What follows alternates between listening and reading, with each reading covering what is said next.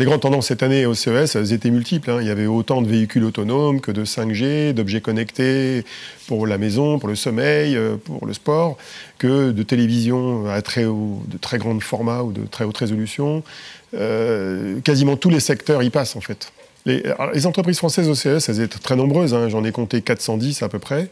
Il y avait aussi bien de grands acteurs déjà établis dans leur domaine comme Valeo ou Faurecia dans l'équipement automobile, des sociétés comme Dassault Systèmes qui embarquaient leurs startups, il y avait des boîtes comme Engie, il y avait quand même pas mal de grosses entreprises qui comptent beaucoup. Et à côté de ça, il y avait plus de 85% de start-up qui étaient en général parquées dans la zone Eureka Park, qui présentaient des nouveautés. Et là-dedans, il y a de tout. Il y a des sociétés qui travaillent dans la maison connectée, dans l'audio, dans la vidéo, dans les transports.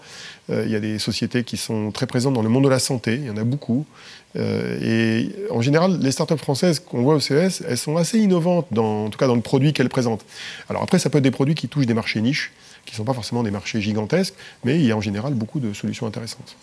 Il y a beaucoup de prix au CES, il y a notamment les awards du salon, parce qu'il y a aussi des prix organisés par des médias américains.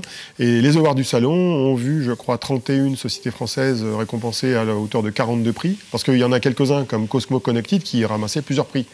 C'est un résultat tout à fait honorable, je crois qu'il est légèrement supérieur à celui de l'année précédente. Oui, les produits français sont remarqués, en tout cas dans une proportion qui dépasse le poids économique de la France dans le monde. Donc c'est pas inintéressant.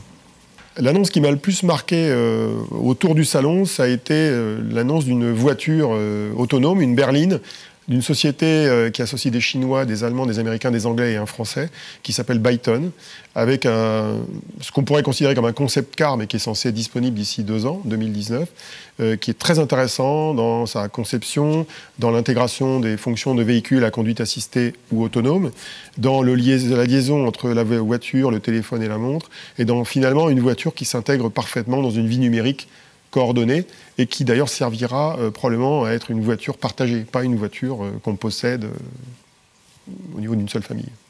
Les étudiants qu'on voit dans les écoles, notamment les écoles techniques, ingénieurs et techniques, sont des écoles intéressantes parce que c'est des écoles où on voit des gens qui ont les yeux qui brillent, qui ont envie de créer des choses. Et je crois que le message principal à leur faire passer, c'est que ce sont eux les créatifs de demain, voire de tout de suite, là, maintenant. Pourquoi ? Parce que quand on est jeune, on peut prendre des risques. Quand on est jeune, on a des idées qui peuvent être inspirées soit de sa vie professionnelle, soit de sa vie personnelle. On peut, en général, avoir été confronté à des technologies relativement nouvelles que les gens plus âgés ne connaissent pas forcément. Donc c'est le moment où il faut se lancer. Alors on peut se lancer comme innovateur, soit comme entrepreneur, quitte à exposer un jour au CES, soit comme innovateur dans une entreprise traditionnelle, dans une PME. Il y a plein de manières d'être innovant dans la vie quand on est jeune ingénieur ou jeune technicien. Et c'est important de garder ce souffle d'innovateur, quel que soit le métier qu'on va faire.